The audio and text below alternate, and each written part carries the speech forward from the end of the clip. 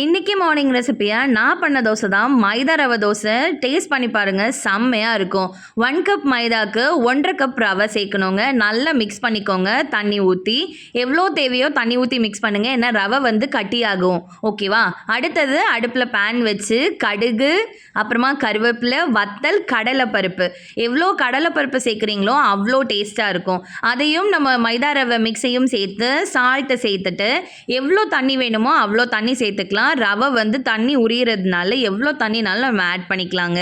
So நல்லா mix பண்ணுங்கள். Mix பண்ணிவிட்டு உங்கள் கன்சிஸ்டன்சி அட்ஜஸ்ட் பண்ணிவிட்டு தோசைக்கல்ல நார்மலாக நீங்கள் லேசாக தோசையானாலும் விட்டுக்கலாம், மெத்துனாலும் விட்டுக்கலாம், இல்லை நான் விட்டுருக்க மாதிரி ஒரு நார்மல் தோசையானாலும் விட்டுக்கலாம். நார்மல் தோசை மாதிரி பாருங்கள், தோசைக்கல்ல ஒட்டாமல் தான் வரும். அந்த அளவுக்கு டேஸ்ட்டாக இருக்கும்.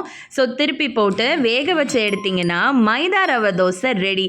இதுக்கு ஸ்பெஷல் சைட் டிஷ் அப்படின்றது ஒன்றும் தேவையே இல்லை. பட் வேணும்னா தேங்காய் சட்னி, தக்காளி சட்னி பொடி வச்சு சாப்பிட்டிங்கன்னா டேஸ்ட்டாக இருக்கும். பட் தனியாகவே நல்லா தான் இருக்கும். கண்டிப்பாக வீட்டில் ட்ரை பண்ணி பாருங்கள்.